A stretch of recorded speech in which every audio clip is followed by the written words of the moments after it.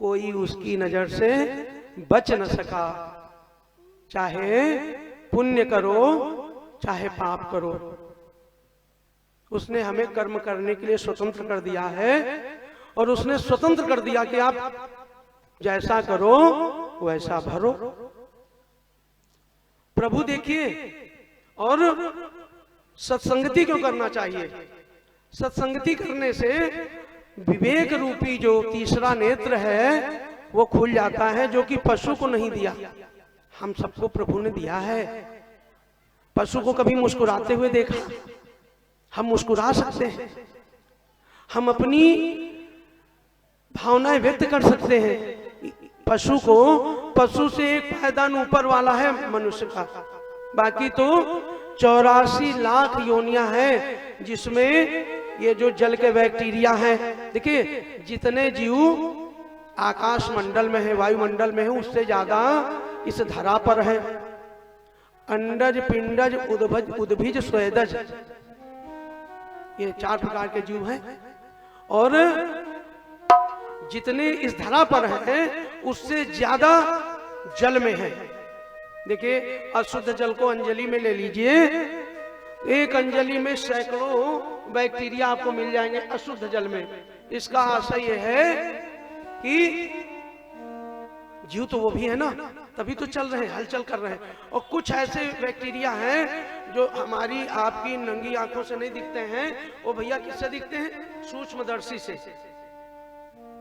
है ना, माइक्रोस्कोप से, उसको माइक्रोस्कोप कहते हैं। वो भी तो जीव है। जैसे दही जो है, दही में बहुत सारे बैक्टीरिया होते हैं। आप अगर सूक्ष्मदर्शी से देख लेंगे तो आप दही नहीं खाएंगे, क्योंकि उसके बिना दुग्ध से वो दही के रूप में परिवर्तित ही नहीं होगा। प्रकृति की व्यवस्था है। हम सब कितने बड़भागी हैं। देखिए, प्रभु का हम धन्यवाद क्यों ना दें, प्रश्न ये आता है। और आत्म कल्याण के लिए हम सबको प्रयास स्वयं करना पड़ेगा। हमारे माता पिता, भाई बंधु, हमारा कुटुंब नहीं करेगा। भगवान ने सुंदर सुंदर हाथ दिए हैं, भजन हो रहा है ताली बजाने के लिए। कितने इतनी सृष्टि में लोग हैं, धरा पे लोग हैं जो ताली बजाना चाहते हैं किंतु हाथ नहीं है। कथा पंडाल तक आने की इच्छा है लेकिन पैरों में वो विकृति है। कितने हैं, जरा विचार तो करो। धन के पीछे भागने की आवश्यकता कम होती है। यह विवेक जब जागृत हो जाता है, उस समय की स्थिति है। भैया, नेत्र दिए हैं भगवान के दर्शन करने के लिए। किसी की कुदृष्टि से सौंदर्य अगर देखना है किसी माँ बहन का, तो माँ दुर्गा के रूप में भी तो देखा जा सकता है। दृष्टि दोष नहीं होना चाहिए। नहीं, अगले जन्म में भगवान कहते हैं इसने दृष्टि का सही उपयोग नहीं किया। देखिए भैया, कोई चीज अनायास नहीं होती। प्रभु ने देखा कि इसको मैंने भेजा था और इसने दृष्टि दोष बहुत किया। किसी का सौंदर्य देखना है तो ये पहले भाव आना चाहिए कि इसने पूर्व जन्म में बहुत सुंदर कार्य किए होंगे, सुंदर कर्म किए होंगे, इसलिए प्रभु ने इस जन्म में इसको सुंदर बनाया। वाह प्रभु, हम भी सत्कर्म करेंगे। और सुंदरता देखनी है तो माँ भगवती की मातृ रूप में भी देखी जा सकती है, तो दृष्टि दोष नहीं लगेगा। देखिए, भागवत भगवान क्या कहते हैं, इनमें कथाएं हैं, प्रसंग हैं। ये कथाएं हमारे जीवन की आधारशिला तैयार करती हैं। और ये कान, वो मशीनरी वाली बात हम नहीं करते। जो कृत्रिम यंत्र आए हैं श्रवण शक्ति वाले, उनकी मैं बात नहीं करता। मैं जो प्रभु ने दिया मैं उसकी बात करता हूं। कोई धन्यवाद हमको आपको प्रभु के देना है तो धन्यवाद देने की प्रवृत्ति हमारी आ जानी चाहिए कि प्रभु जितना हमने दिया, वस्तुतः हम उसके योग्य भी नहीं थे। अभी आज प्रसंग में आएगा, महर्षि कर्दम की, जो कर्दम ऋषि हैं, उनकी जो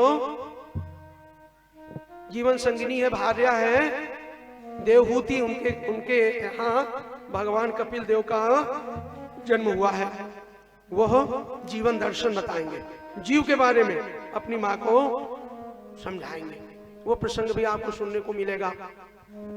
तो हम जीवन को कैसे व्यवस्थित करें? देखिए, जीवन में कथाएं बहुत होती, सुन रहे आप लोग, व्यथा क्यों नहीं दूर हो रही?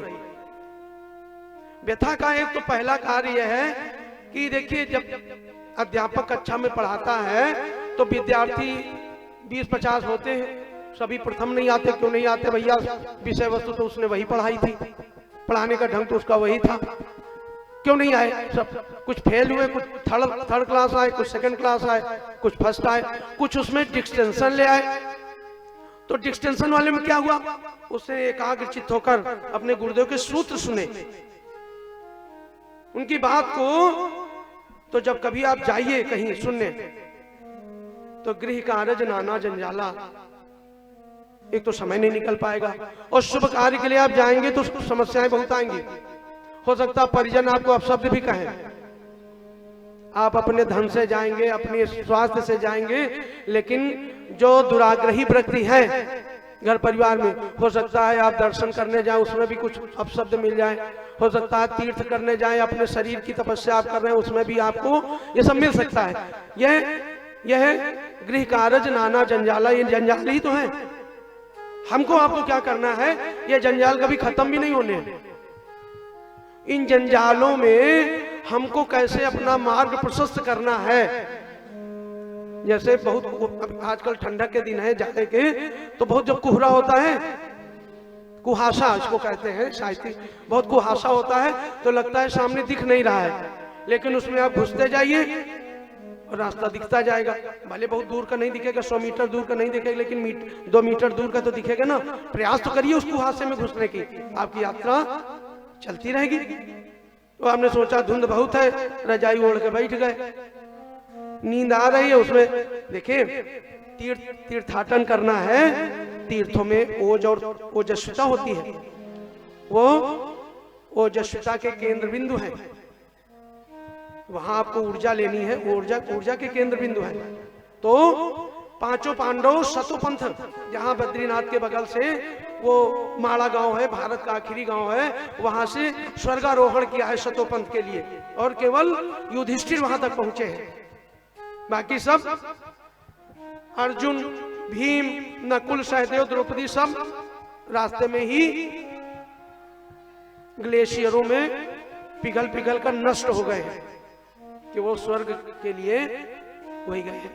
तो जीवन में जो कुछ हम आप करते हैं, प्रभु ने कहा आप पहले करो फिर भरो।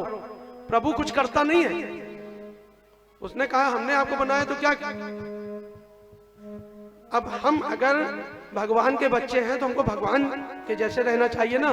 देखिए, पशु का बच्चा पशुवत कार्य करता है, तो हम भगवान के बच्चे हैं तो हमको भगवान जैसे कार्य करने चाहिए ना। अब हम कथा सुनते हैं तो व्यथा क्यों नहीं दूर होती? समस्या यह है क्योंकि हम एकाग्रचित्त होकर हम वहां बैठ नहीं पाते हैं। मन जो घर के काम में लगा है, रिश्तेदार आने वाले हैं, वो जरूरी काम फंसा हुआ है, जब तक आप उस कार्य को आप संपन्न करने के लिए क्रियाशील नहीं होंगे, एक्टिवेशन नहीं होगा, जब तक आपका शरीर वहां तक नहीं पहुंचा, आप उस कार्य को नहीं सिद्ध कर सकते। तो न यहाँ का उद्देश्य पूरा हुआ और न वो कार्य सिद्ध हुआ। तो आपसे सबसे विनम्र प्रार्थना है, जब कभी कथा पंडाल में बैठे तो श्रोता और वक्ता का तारतम्य बन जाना चाहिए। और अगर कदाचित आधा श्लोक या एक बात भी उतर गई, तो अशोक सम्राट ने राज्य त्याग दिया था, वाल्मीकि ने डाकूपनी छोड़ दिया था, अंगुलीमाल ने मारकाट छोड़ दिया था। जीवन में परिवर्तन आने में सेकंड लगता है, क्षण लगता है, जीवन की शैली बदल जाती है, जीवन की दिशा बदल जाती है। हमको आपको दुनिया भर की बातों में नहीं उलझना है, हमको आत्म कल्याण का मार्ग करना है। देखिए भैया, ध्यान दीजिएगा, राजा परीक्षित, ये सुखदेव जी ने जो कथा सुनाई है श्रीमद् भागवत की, 7 दिन की है ना कथा, और उनको शमीक ऋषि का श्राप लग गया था। जितने बैठे हैं या जितने धरा पर हैं, सबको श्राप लगा हुआ। मैं व्यासपीठ से अभी सिद्ध करूंगा, श्राप हम सबको लगा हुआ है। हम आप जान नहीं पाते। श्राप सबको लगा हुआ है इस धरा पे जितने हैं, केवल परीक्षित को श्राप नहीं लगा।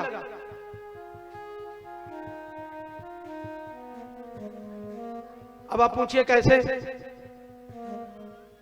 किसी श्रोता के अंदर देखे पूरी भागवत में क्या है, सुखदेव जी उन प्रश्नों का समाधान कर रहे हैं और राजा परीक्षित प्रश्न कर रहे हैं। पूरी श्रीमद् भागवत में प्रश्न और उत्तर ही है।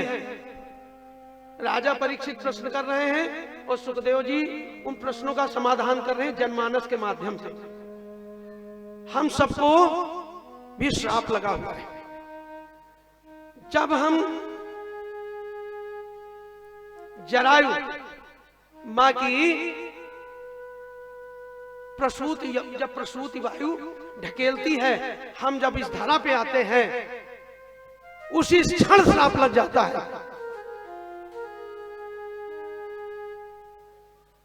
कैसे? जिस दिन हमारा जन्म होता है उसी दिन हमारी मृत्यु का दिन भी निश्चित हो जाता है। और सोमवार, मंगलवार, बुधवार, बृहस्पतिवार, शुक्रवार, शनिवार, रविवार, ये 7 दिन है। हमारी मृत्यु इन्हीं 7 दिनों में से किसी एक दिन निश्चित है। बोलो भागवत भगवान की जय हो। श्राप है ना हमारी। ये देखिए, जन्म और मृत्यु की पीड़ा ये किसी श्राप से कम है क्या? गर्भ में जीव जब घुटने और कंधों के मध्य में जीव की गर्दन मां की दाईं कोख में वो उल्टा लटका होता है जीव, 7वें माह में ऐसा होता है। तो जीव प्रार्थना करता है, उसको 7वें माह बोध होता है, ईश्वर से प्रार्थना करता है, उसको अपने कई जन्मों की स्मृति आ जाती है। वो ईश्वर से प्रार्थना करता है। उसमें क्या होता है? मलमूत्र।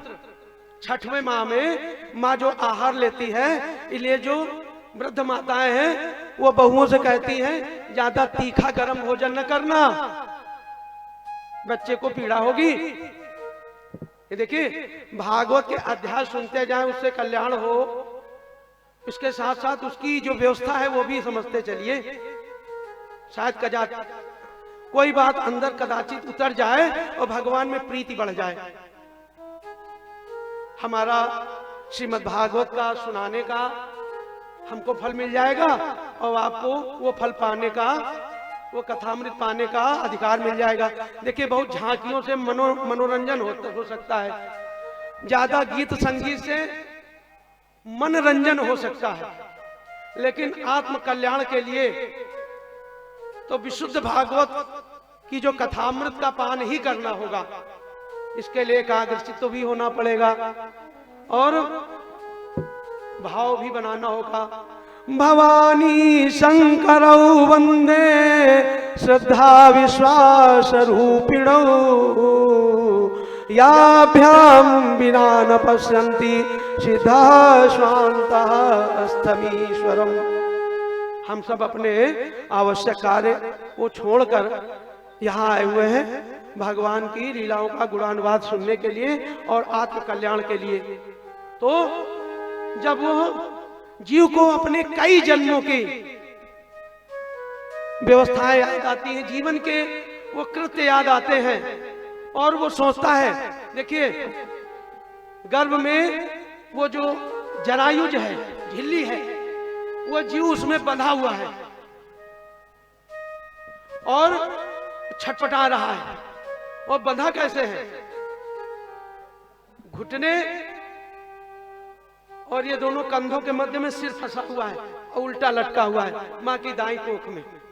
और माँ जो आहार ले रही है, श्वसन क्रिया कर रही है, उसी श्वसन क्रिया और माँ के आहार से ही वो ले रहा है। लेकिन और क्या हो रहा है? उसमें मल भी है, मूत्र भी है, उसमें कीटाणु भी है, विष्ठा वाले, वो काट रहे हैं। वह जीव रुदन करता है, प्रभु मुझको इस नरक से निकालो, इस पीड़ा से मुक्त करो। प्रभु कहते हैं जीवन मुक्त होने के लिए तो मैंने तुम्हारे कई जन्म तुम्हें मौका दिया, लेकिन तुमने किया तो है नहीं। फिर तुम वही अपना राग द्वेष, अपना छल प्रपंच फैलाओगे, इसलिए तुम यहीं रहो। फिर प्रार्थना करता है, क्योंकि छठवें माह में उसको स्मृति आती है और सातवें माह में भगवान की आराधना करना शुरू करता है। 2 माह तक वो गिड़गिड़ाता रहता है।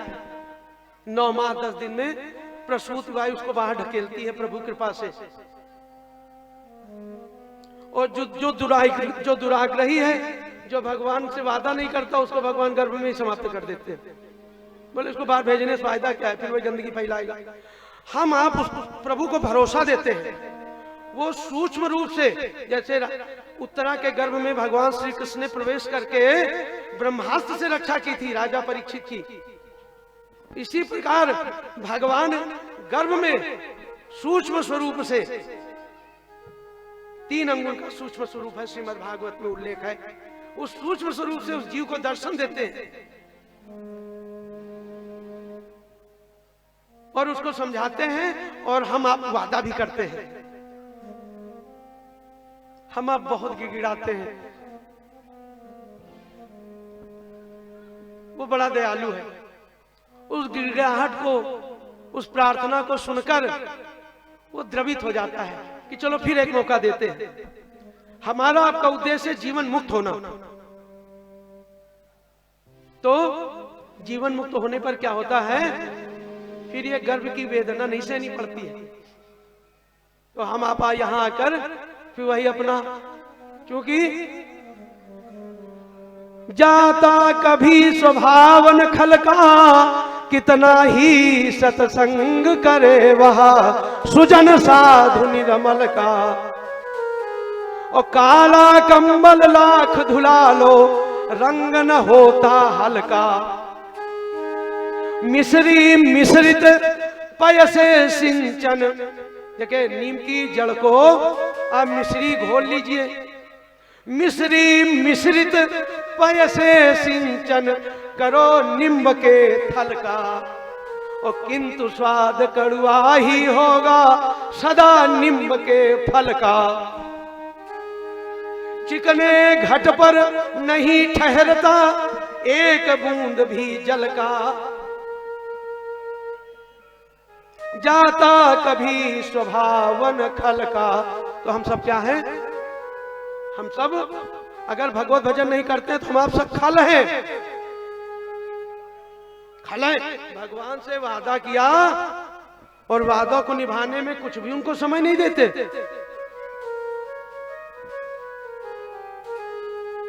हम कहते हैं अभी किसी की एक आंख खराब हो जाए, ईश्वर न करे, लेकिन यदा कदा कभी की दुर्घटना या किसी का उसमें अगर एक आंख अगर खराब हो जाए तो उसकी जैसी आंख पाना मुश्किल है। असंभव तो नहीं कहेंगे साइंस के दौर में, लेकिन उसकी जैसी आंख पाना तो हम चैलेंज करते हैं कि नहीं मिल पाएगी।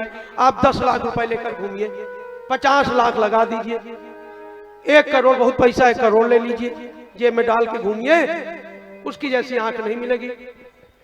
एक वृद्ध, ध्यान से सुनिएगा आप, एक वृद्ध हॉस्पिटलाइज हो गए, 80 वर्ष के थे और उनको वेंटिलेटर की आवश्यकता पड़ गई, जिसमें कृत्रिम सांसें मिलती हैं। वेंटिलेटर होता है ना हॉस्पिटलों में। 4-5 दिन उन वृद्ध को रखा और 4 लाख रुपए का बिल उनको थमाया गया। तो वृद्ध रोने लगा। देखिए भाव से सुनेंगे साक्षात ही वृंदावन आ जाएगा। वृंदावन में ऐसी कथाएं होती रहती है नित्य, यत तत् सर्वत्र, और आप ही जैसे श्रोता होते हैं, बड़ा आनंद आता है हमारे गुरुदेव के आश्रम में। तो वृद्ध रोने लगा, अश्रु प्रवाहित होने लगे। उस हॉस्पिटल के, अस्पताल के जो जिनका हॉस्पिटल था उन तक बात पहुंचाई गई मैनेजमेंट की तरफ से कि भैया वो 4-4.5 लाख का जो बिल दिया गया, बना के दिया गया है, वृद्ध रो रहा है। तो उस हॉस्पिटल का मालिक आया, बोले दादा रो क्यों रहे हो? नहीं है तो कोई ऐसी बात नहीं कि आज ही दे दो, बाद में दे देना। थोड़ा धर्मनिष्ठ थे, लेकिन अब क्योंकि मेडिकल साइंस में व्यवस्था है, अगर वेंटिलेटर लेना है तो उनके खर्चे भी होते हैं। तो बोले दादा आप रो नहीं, बाद में दे देना, नहीं भी दोगे तो भी चलेगा। वृद्ध कहने लगा ये बात नहीं है, आपके 4-5 दिन की कृत्रिम श्वास का बिल 4-5 लाख आ गया और 80 वर्ष से वो मुझे श्वास दे रहा है और आज तक मैंने उसको कोई बिल नहीं दिया। आज तक मैंने उसको कोई बिल का भुगतान नहीं किया।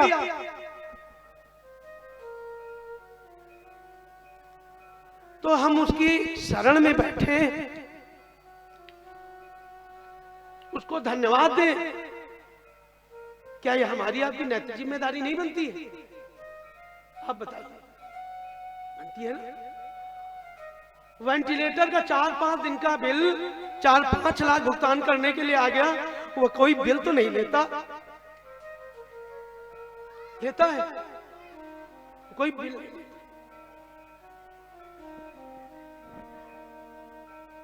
उसने सब निःशुल्क दे रखा है।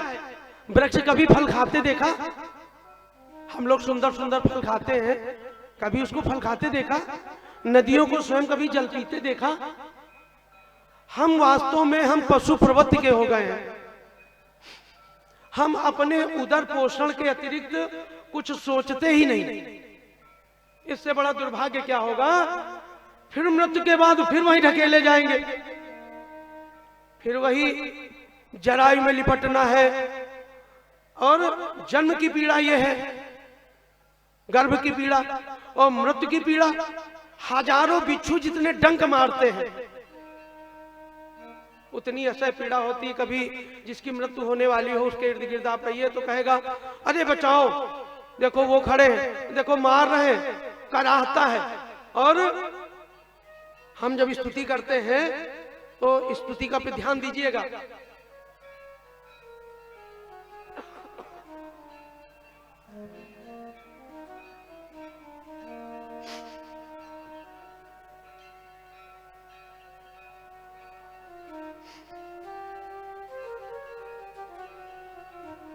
कृष्ण त्वदीय पद पंकज पंजरान्ते अद्यैव मे विशतु मानस राजहंसा प्राण प्रयाण समये कफवाद वित्तय कंठावरोधन स्मरणम कुतस्ते। हे प्रभु अभी स्मरण करने का हमको अवसर दो, क्या पता अंत समय में कंठावरोधन, कंठ अवरुद्ध हो जाए। का हमारे शरीर में 3 ही तो है, कफ वात और पित्त, ये 3 की प्रधानता होती है। कफ वात पित्त, और ये हमारे कंठ को अवरुद्ध कर दे और हम आपका स्मरण न कर पाए तो अभी जो कंठ तो अवरुद्ध नहीं ना, तो हम उनका स्मरण करें। और उन्होंने जो हमें सुंदर सा शरीर दिया, कितनी धरा पे लोग हैं जिनको 2 समय का भोजन नहीं मिलता, कितने ऐसे व्यक्ति हैं।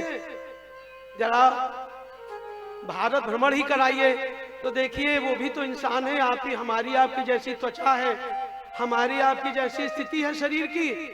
सड़क किनारे पड़े मिलेंगे, हम आपसे जो जूठा गिर जाता है उसको उठाकर पाते हैं। तो जितना प्रभु ने दिया है क्या उसमें उनको धन्यवाद देने को नहीं बनता है? धन्यवाद देने को बनता है। तो अपने नित्य नैमित्तिक जितने कार्य हैं, जीवन की अपनी व्यवस्था है, उन व्यवस्थाओं को संचालित करने के लिए आप अपनी, जिसको कहते हैं रोजी रोटी में ध्यान दीजिए। गृह कार्यों में ध्यान दीजिए, लेकिन आत्म कल्याण का मार्ग अवश्य चुनिए।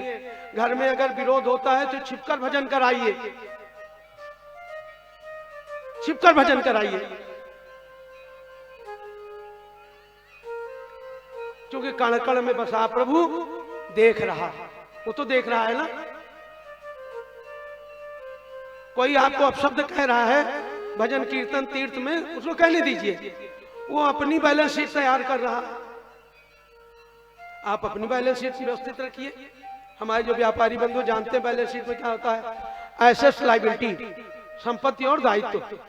एक तरफ एसेट्स होता है, एक तरफ लायबिलिटीज होती है, बैलेंस बराबर कर लेते हैं।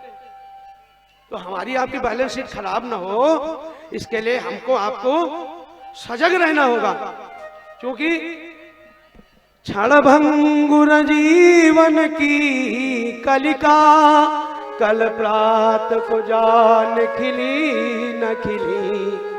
मलयाचल की शुचि शीतल मंद सुगंध समीर मिली न मिली। मलयाचल की शुचि शीतल मंद सुगंध समीर मिली न मिली। कलिकाल कुठार लिए फिरता, ये कलिकाल क्या कर रहा, कुल्हाड़ी कंधे पे रखे हुए हमको आपको ढूंढ रहा है। कलिकाल कुठार लिए फिरता, तन नम्र है चोट झिली न झिली। तन हम लोगों का सुकोमल है, उसकी चोट झेल पाएंगे कि नहीं पता नहीं। तन नम्र है चोट झिली न झिली। कहले हरिनाम वारी रसना, फिर अंत समय में हिली न हिली। फिर अंत समय में हिली न हिली। हमारी बहनें जो युवावस्था में हैं, मातृ शक्तियां जिनमें शरीर में सामर्थ्य है, तीर्थ देवार्चन शरीर में सामर्थ्य रहते हुए कर लीजिए। ये कल किसने देखा?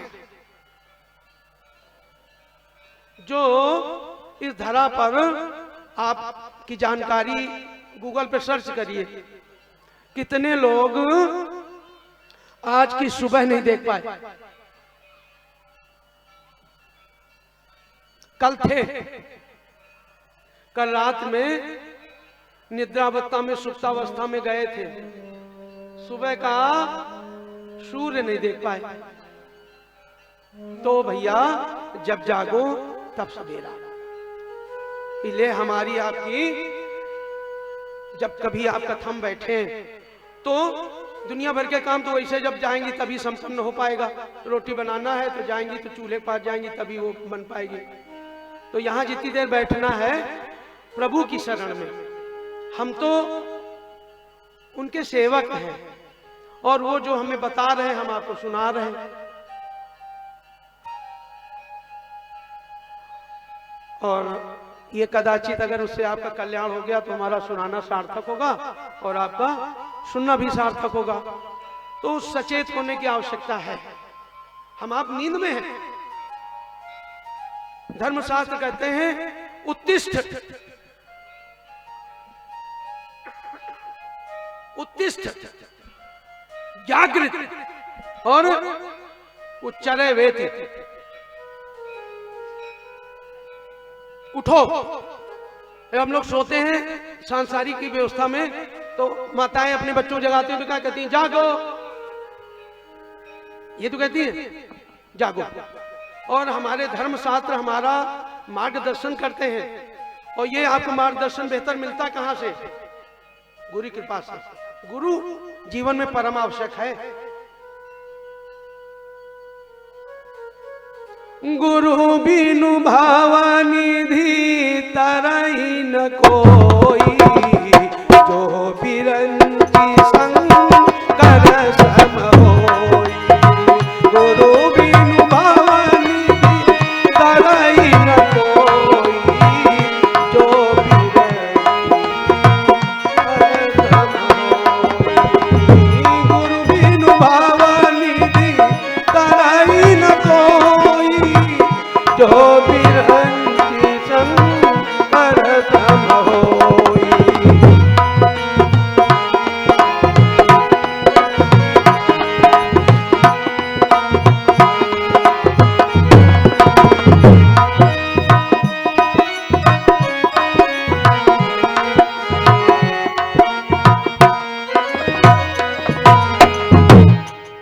ऐसे श्रोता में बहुत पसंद आते हैं, सुनाने का मन करता है, अच्छी अच्छी चीजें अंदर से निकल कर भी आती है।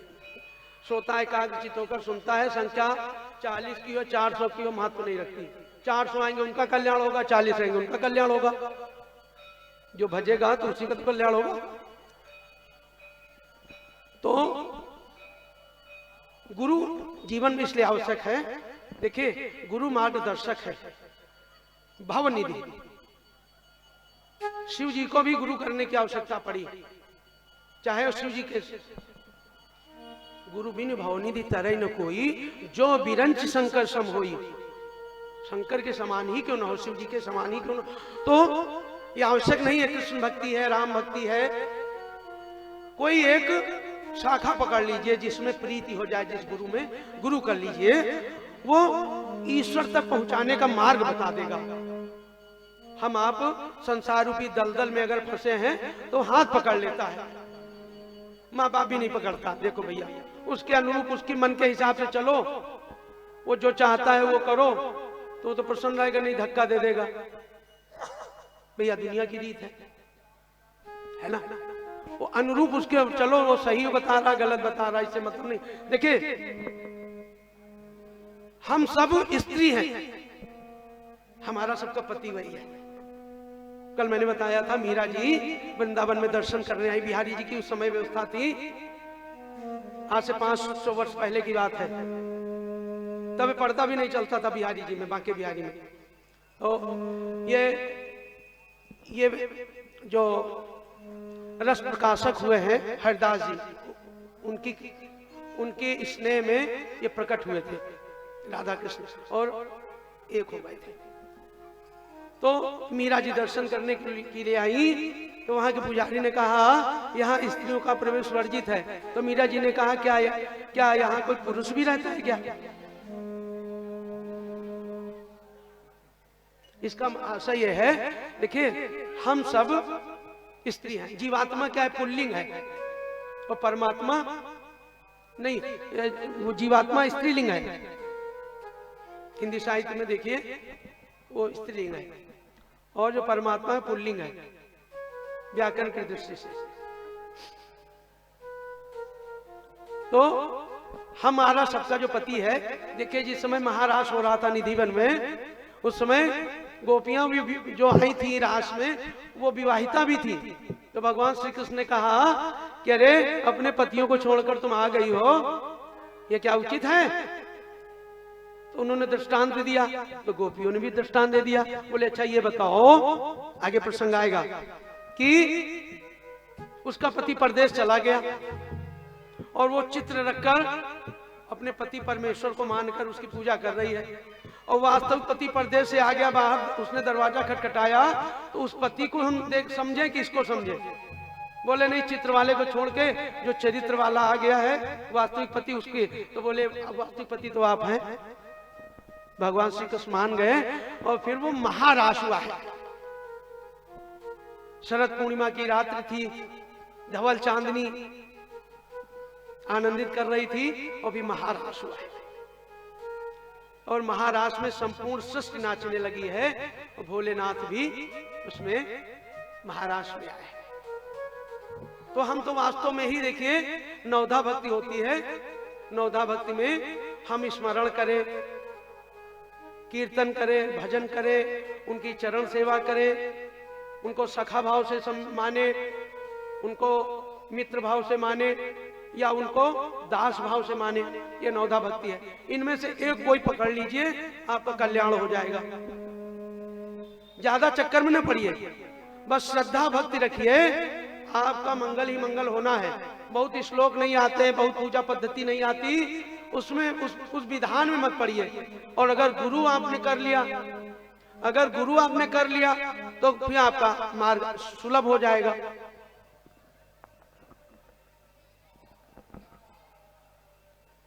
श्रुतदारा अरु लक्ष्मी पापियों के भी होए, और संत मिलन और हरि कथा तुलसी दुर्लभ होए। बोलो भागवत भगवान की जय हो। तो हम लोग प्रसंग आगे चला रहे थे कि जिस समय और विवेक जागृत कैसे होगा? बिनु सत्संग विवेक न होई, राम कृपा बिनु सुलभ होई।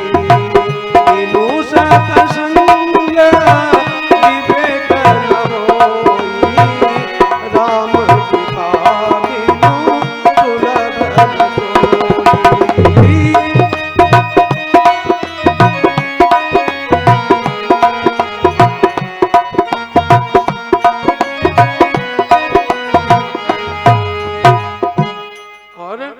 राम कृपा पाने के लिए उनकी शरण में बैठना पड़ेगा। अब दो दो दो प्रकार के व्यक्ति होते हैं, एक अज्ञानी है और एक सठ है। ज्ञानी, उसको उस विषय का ज्ञान नहीं है, उसको उस विषय का ज्ञान नहीं है। साइंस में यही तो होता है, गीयते इति ज्ञानम, उसको हम संस्कृत बता रहे हैं, साइंस हमने पढ़ा नहीं तो हमको ज्यादा आइडिया नहीं।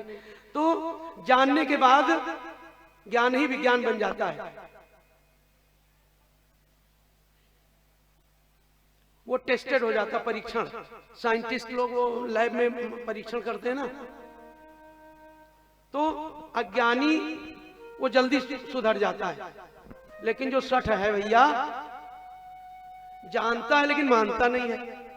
उसे कुछ भी कहो, वो अपने तर्क के आगे कुछ मानने वाला नहीं। तो सठ सुधर ही सत संगति पाई, पारस परस दूधा सठ सुधर ही सत संगति पाई, पारस परस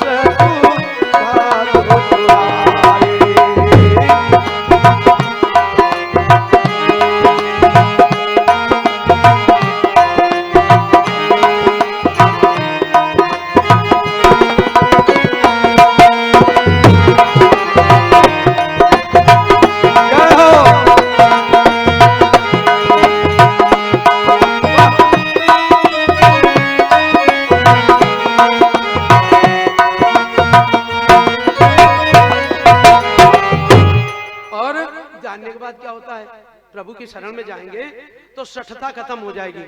संत के सानिध्य में जाने से क्या आएगा? फ्लेक्सिबिलिटी आएगी। उसको कहते हैं, वो उसको लोचकता जिसको बोलते हैं, नरमता। नहीं तो सठ होगा उदंड।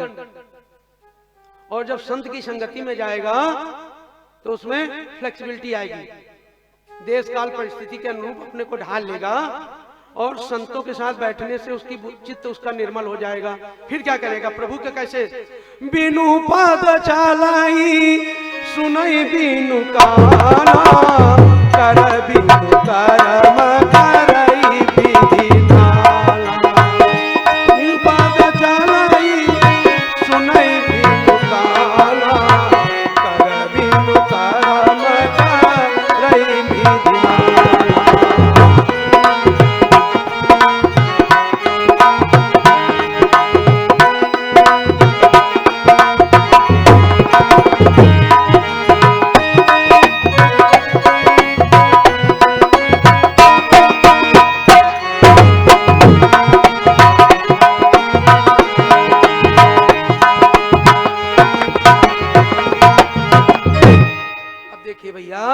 वो क्या करता है? बिनु पद चलई सुनई बिनु काना। क्या है? वो तो सब जगह व्याप्त है ना। अभी भजन हुआ था, कण कण में बसा प्रभु देख रहा, कण कण में है। तो उसके लिए क्या है? बिनु पद चलई सुनई बिनु काना, और कर बिनु करई कर्म विधि नाना। उस निमित्त बनाता है, जिससे जो करवाना है उसको करवा लेगा। उसके अंदर इतनी सामर्थ्य है। और हम लोग क्या करते हैं? नरतन पाई विषय मन दे, पलटी सुधाते सठ बीसले। नरतन पाई विषय मन दे, पलटी